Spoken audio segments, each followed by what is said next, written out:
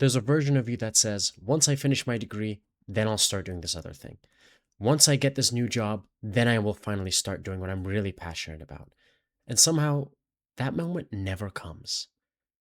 That's not a coincidence. That's not bad luck. That's a self-sabotage choice. I recently heard this book called The Courage to be Disliked, and it made me deeply uncomfortable. And I'll tell you why. This book was about Dr. Alfred Adler, a psychologist around the times of Carl Jung and Sigmund Freud, yet he doesn't get the same mentions as the other two. There are 3 claims that are so unbelievable that I need you to hear them. I'll tell you where I agree, where I disagree, and the value that you and I can take away from it to better our lives. The first quote is this: "We do not suffer from the shock of our experiences. We make out of them whatever suits our purposes." In this, Alfred Adler says, trauma does not exist. Now, if you're like me, when you hear that, you go, well, wait a minute, that's not true, that's outdated. And I'm with you. So the research is very clear. PTSD, the impacts of trauma, we've seen this. So there's definitely trauma, the influence of trauma can definitely be seen. I want you to think about this. When someone's been traumatized, oftentimes they think of their identity as being split in two: who they were before the terrible event and who they are after the terrible event. And then what people will do is they will craft this narrative of, I was so happy, I was so lucky and go and great, and now I'll just never be the same. And that's like an imprint, that's like a tag that's on them that they can never get rid of. And what Adler really stressed is that you are not the same person that got hurt. The trauma is not the problem. The problem is the story that you tell yourself. This idea that because something bad happened to you 5 years ago, you're this victim and you're stuck like this for the rest of your life. The past might explain how you got here, but it does not guarantee a future. And he totally pushed back on this idea of determinism. Your fate is written in the stars. You just have bad genetics. It just doesn't work out for guys like you. So when I first heard that, my thought was, I partially agree. You can have all these terrible things that happen to you, but you have choice today. How do you respond? When you have rumination, when these really terrible environments or there are people in your life, if they are not in your life currently, present at this moment, then your circumstances have changed and so can you. You're not imprisoned to this environment that you are no longer in. Claim number 2. Your unhappiness cannot be blamed on your past or your environment. You just lack courage. In the book, Adler says, people choose to be unhappy. Now, I wish I had a magic wand, and every time I talk to a client, I could wave it and their depressive symptoms would go away. I can't do that. But what I can do, from a cognitive behavioral therapy perspective, is I can teach clients to do 2 things. 1, how to regulate their emotions, and 2, if we believe that we cannot control a thought, meaning a thought just enters our mind, what we can always have control of is how we respond to that thought. If I have a thought that says, I am not doing good enough, with practice, I can train my mind to go, I wonder where that thought's coming from. Why am I comparing myself to this person? I don't know anything about him. Well, his dad is like already a business owner. That's why he had this leg up. But that's not right. I don't know anything about this person, right? So you can respond to that thought in a rational, logical way that will then decrease your distress. Here's how unhappiness, Adler believed, led to self-sabotage and distress. Imagine a man who says, I will get jacked first and then I will start dating. Let me hit this level of income and then I'll start investing in my relationships. It sounds like discipline, but it's actually avoidance. If I'm not ready yet, I can't fail.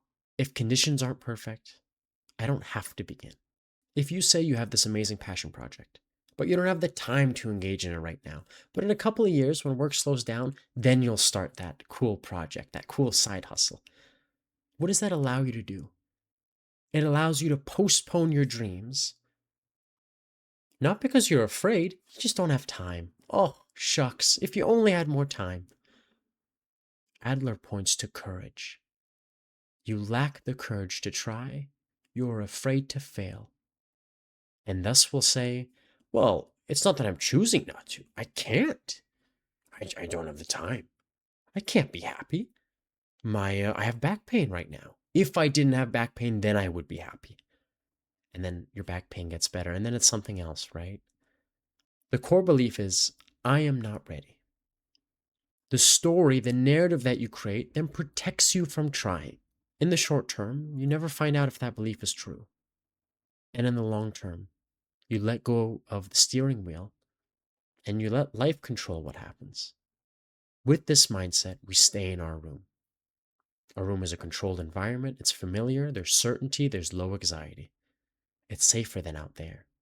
Unpredictability in other people. Too many variables, too many things that I can't predict with 100% certainty.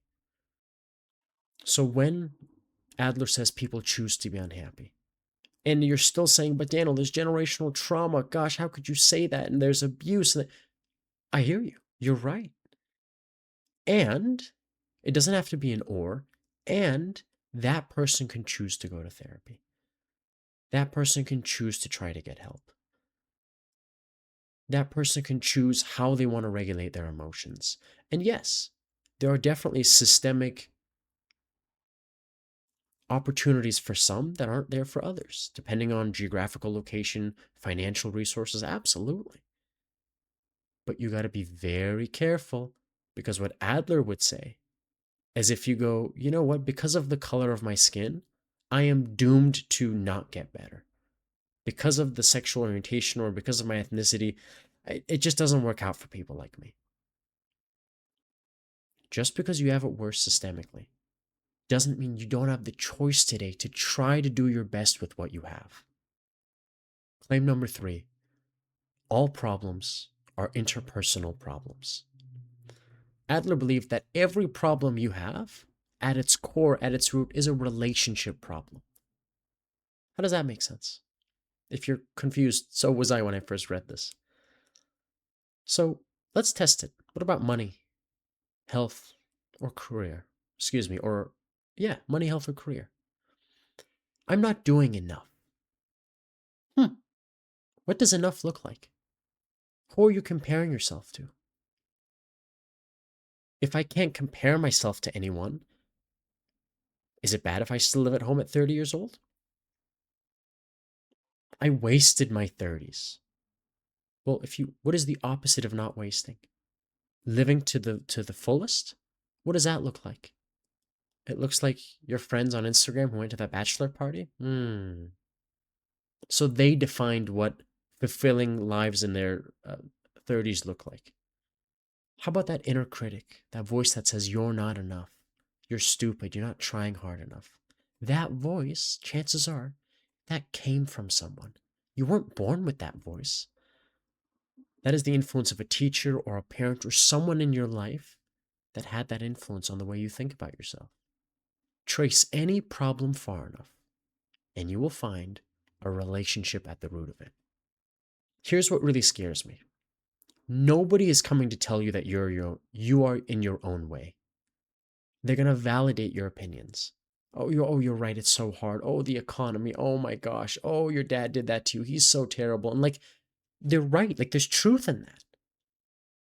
But there's also truth in being honest with yourself. Adlerian psychology, he himself referred to it as the psychology of courage. People lack the courage to be honest with themselves, to look at life for what it really is. It's not about blaming yourself and wagging the finger. It's about taking back ownership of your life. What can you do today to move yourself forward? There are 3 questions that I want to leave you with to reflect on. Question number 1. What am I doing that has short-term benefits, but harms me in the future? Question number 2. What would improve my life if I actually started doing it today. Question number 3. What are things in my life that I'm actively avoiding doing right now? You watching this video or listening to this tells me something. You suspect that you are more capable than you tell yourself. You can be more than you are. You can do more than you're already doing. Adler would say, have the courage to act like it. If someone's been waiting for the right time or the perfect moment to start, share this video with them. And with that, I'll see you in the next one. Take care of yourself.